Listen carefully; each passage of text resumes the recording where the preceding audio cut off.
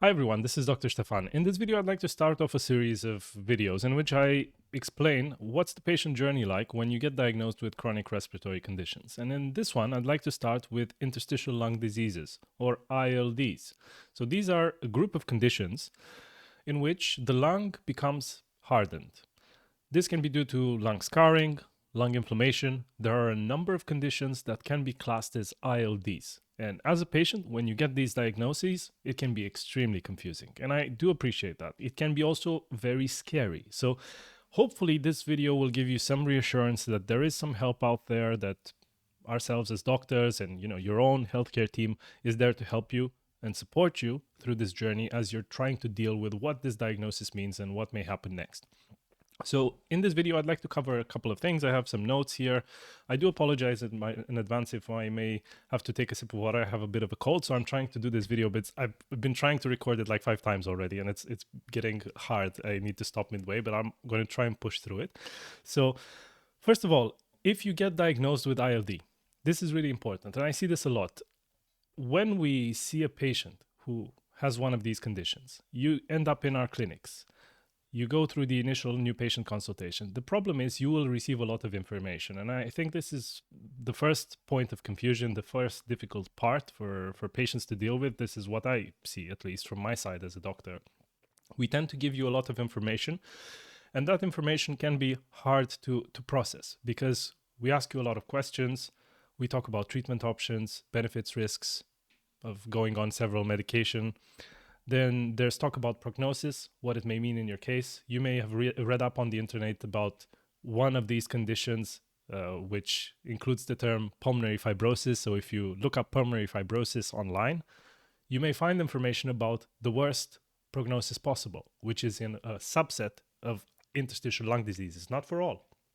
So different diagnoses within ILD, within this interstitial lung disease umbrella term, may carry different prognosis, so it may not apply in your case. So we need to talk about this as well. Sometimes you may receive information about lung transplants, about oxygen therapy, going on exercise programs when you're not really feeling up for exercise because you're too breathless. So all of these things may seem very, very confusing and scary, and psychologically it can affect you, so you may end up leaving that first consultation really, really confused. And I apologize for that. I really do. I feel it's really a shame that happens, but unfortunately consultation time is limited and we can never answer all these questions. It's one of the reasons why I create these videos online, because I feel like sometimes even I, as a doctor, I haven't managed to come across clearly to my patients and to provide all the information. So I'm trying to complement the missing time through these videos, and hopefully they'll help for you. So I have a couple of notes about what the journey may look like for a patient who gets diagnosed with an interstitial lung disease. So if you're struggling with this, basically the first thing I would say is don't give up. So you receive a diagnosis of a chronic, potentially terminal medical condition affecting your lungs. What does that mean for you? I can understand it can be really scary. You just want to give up. You just want to go home. You just want to make arrangements for what may happen in the future, and that's totally respectable, and I appreciate that. But there are treatments out there that may actually stabilize your condition, buy you a lot of time to have a decent life. I've seen patients who have actually gone on to do trips around the world, even if they carry this diagnosis. Some of them even, when they are on oxygen, they manage to arrange trips for themselves, either going on a cruise, going on a long train journey, a drive, seeing friends, seeing family, making the most of life, even if the diagnosis is really difficult. So I would say, first of all, don't give up. The other thing would be, try to go through the information you receive from your healthcare team. We will probably give you some leaflets about medication, about support groups, about what the diagnosis means. Different countries may have different information that's given to you in a written form. You may have the letters from your doctors that outline your diagnosis, what's the name of your disease, treatment plan, etc. Try to go through this information and slowly, on an afternoon, try to understand what it means. I don't know, whenever you have some time, discuss it with the rest of your family. Try to see what the condition means. And really, when you look up information online, I would advise you to really look up specific information related and pertaining to your disease. Because I've seen this a lot, especially in the field of ILDs. People look up pulmonary fibrosis because lung scarring is a thing in many ILDs, many of these conditions. But when you look up pulmonary fibrosis, like I was saying before, you end up seeing information about idiopathic pulmonary fibrosis, which is a specific diagnosis within this umbrella term of interstitial lung diseases that carries a worse prognosis sometimes than other forms. So it's really important that you're reading up on the right condition. But that brings me to the next point. Read, and read some more. Try to find as much information about your condition, about your diagnosis as you can. The internet is a wonderful thing. Try to read up on things. Try to find articles, scientific articles. You can even probably use AI tools to summarize a scientific article in a simple language that you can understand. You can print out an article that you find interesting and take it to your consultations. I personally do not mind these things at all. So obviously, I'm not your doctor. I'm not here to provide you medical advice through this video, but do use your common sense. Do see if you can talk to your healthcare team about information that you found online, options for treatment, clinical trials, can you participate in research, all these things. Try to find as much information as you can, read up on your condition, understand your disease. The next thing would be to try to find support groups. So you can see that so far I haven't even covered treatment options and things like that, because the first things that you need to do are really, in my opinion, to get the support that you need, to get the understanding that you need to know what you're dealing with. And once you do that, you can manage your condition much, much better. And you're doing the right things. You're not doing the wrong things, because sometimes people can go overboard and take the wrong treatments, and that can lead to more complications or other issues somewhere else in the body. So really important to understand your condition by reading the information that you find online. Find support groups. You have support groups sometimes online. There are forums. You can find support groups in your local area by asking the hospital, asking your local healthcare team, the doctors who have seen you, the nurses who have seen you, is there anything in my area that I can join? And there are lots of things. I know of people who have joined singing lessons for patients who are affected by pulmonary disease. There are a lot of really beautiful things that can be done in medicine that have nothing to do with medication treatments, and I think it's wonderful. Your family doctor may also provide resources for you, so they may know the local area much better than the hospital where you were seen for your lung disease, because these are rare conditions, so you may have to travel for quite some distance to see a specialist. But actually your family doctor may know your local area much better. Your general practitioner, local family doctor, ask them whether there's any support group for patients affected by chronic respiratory disease. And sometimes, even if your diagnosis is interstitial lung disease, you can join a support group for people affected by COPD, for example, if there's nothing specifically for ILD. But at least you'll get to interact with people who suffer with chronic respiratory disease and see what they do to improve their health, and actually make some friends sometimes. So that's something really, really useful.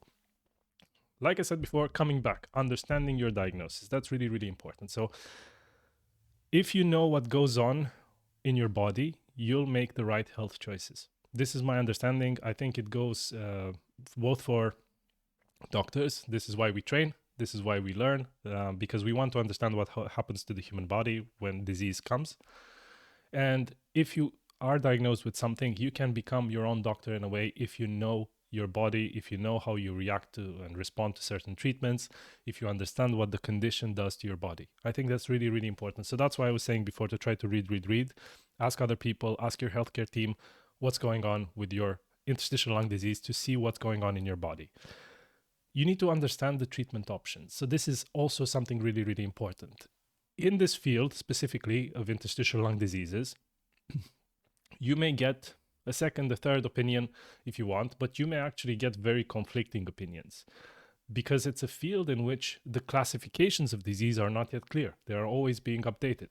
Sometimes the management of interstitial lung diseases is not based on a specific diagnosis, but it's based on how your disease behaves. So you may carry a label of idiopathic pulmonary fibrosis, which can have a severe prognosis, but your condition behaves nothing like idiopathic pulmonary fibrosis. So this can be really, really confusing. So sometimes maybe going on a very aggressive treatment for your disease may not be the right choice in your case. So it's really important to understand the options, to try to gauge what the benefits and risks are in your specific case, because it may not be the same as for a friend of yours who has the same condition or something like that. Really important then also to think about non-pharmacological treatment. How can you treat your disease that doesn't involve medication at all? Because there are so many things that you can do that are not related to taking tablets or infusions or injections or going on clinical trials for medications. There are a lot of other things. It's really important to understand your diet. Are you having the right diet? This is really important. So this goes back to the first point. Don't give up. So if you get diagnosed with a medical problem, a medical condition, it's really important that you really level up your diet, your exercise, your lifestyle, so that you make healthy choices. It's really important. If you need help with that, you can consult a dietitian. Having the right diet can help you prevent, for example, acid reflux. So, stomach acid moving up, irritating your lungs further, worsening the interstitial lung disease. This is a thing. So if you need to make changes to your diet to account for that and to minimize acid reflux, that's really something really important. Maintaining a healthy weight, again, can help with acid reflux. It can help you move better, breathe better, have less complications in terms of other medical problems, less heart disease, diabetes, etc. So you can imagine if you are being treated for diabetes, for heart disease, for your interstitial lung disease, for your lungs, you're having a lot of treatments. These treatments can have interactions. So having a good diet to start with maybe will reduce your need for medications in other areas of your health, and that can help you manage or tolerate more aggressive treatments, for example, for your lung. So really important to think about these lifestyle choices. Other non-pharmacological treatments are exercise. So pulmonary rehabilitation, and this is what we call it, but it's basically exercise for the lungs. Pulmonary rehabilitation programs exist in many parts of the world. It's a big thing that is being pushed more and more because it's been shown in numerous times that actually going on these exercise programs helps people keep their breathing muscles stronger for longer, and that can help you cope with your disease better. You can maintain your lung function for longer. You can maintain your exercise capacity for longer. You can prevent a rapid decline, because you can imagine if you are breathless, if you're really struggling to breathe, you'll end up doing less and less. You'll be set on your sofa longer, your muscles weaken, then you become more unstable on your feet. You try to do something, you feel like this is discouraging, you can't do it, you do less and less, your muscles atrophy, and you're really declining really quickly. So pulmonary rehabilitation and going on exercise programs that are generally formally run by a physiotherapist in your local area. So again, your family doctor, your general practitioner, your hospital may know of these programs and where you can access them. So please ask, because it makes a whole world of difference if you can keep moving, if you can keep breathing. And challenging your muscles a little bit, even if you're breathless, can actually improve that. It's just like gym for the lungs, but tailored to your own abilities. So you don't have to be a superstar. You don't have to, sweat it out completely. But even just going for a walk to the point where you're a little bit breathless and you can't really speak in full sentences, and then you rest for a bit, and then you keep going. This keeps your muscles going for longer. It helps you cope with disease. And you can imagine if you have a chronic respiratory disease, you may also get flare-ups, exacerbations of your condition. You may get chest infections. You may get other things that happen in your life. So obviously, if you have a stronger body, you can deal with these challenges much better, because otherwise it will be really, really hard for you. The other thing is oxygen therapy. This is psychologically one of the biggest challenges I've seen actually for patients when they go on oxygen. When lung disease becomes quite advanced, many people actually require extra oxygen to keep the blood levels of oxygen normal. And that can be a really, really tough challenge, because to deliver extra oxygen, we need to put a little cannula that goes into the nose, maybe to a little cylinder that we carry in a backpack or something like that, or we have a portable concentrator that we carry around in a little trolley, or we have oxygen at home. Psychologically, people associate oxygen with terminal disease. And I think that's something that I would like to challenge a little bit, because actually oxygen is a form of treatment. It's been shown in many conditions to actually prolong survival, because it delays the onset of other complications. So for example, if your heart is operating at less than normal oxygen levels because your lungs cannot provide enough oxygen because of the disease in the lungs, you're not getting in as much oxygen as you need in your blood. So your heart, your muscles, your organs operate with less than optimal oxygenation. You can imagine that they won't work as well. They will go into anaerobic metabolisms. There will be a lot of complications that can ensue from that. So you may develop other conditions because of the lack of oxygen, and that can speed up the decline. So actually using oxygen to correct blood levels can be very beneficial. So this is something that I would really urge you to consider if it's being offered to you or considered, because it can really help. Now, oxygen, usually in interstitial lung disease, is not initially given on a permanent basis. Initially, it's being given only as needed when you're doing some strenuous exercise. For example, when you're going to an exercise class and you're trying to strengthen your lungs, you may use the oxygen while you're doing the exercise. And that can actually help you do more, because your heart will be operating at optimum levels. For example, your muscles will be operating at optimum levels. So it's a form of treatment in that regard. You may also use it for recovery. You've done something strenuous around the house and you're panting a lot. Just putting the oxygen on as needed can help. We call that generally ambulatory oxygen treatment, not long-term oxygen treatment, because ambulatory oxygen is just for that. When you're moving around, when you're doing something, when your oxygen levels are dropping, you're adding just that little bit of extra oxygen to keep your body, your general body working optimally. The other thing would be, the final thing I would say, try to get as much support as you can from your family, and also psychological support. If you need psychological support, don't be afraid to ask. This is something that I'm not saying lightly, because it can, again, feel like many people are embarrassed. Many people are embarrassed to seek support, to go to therapy.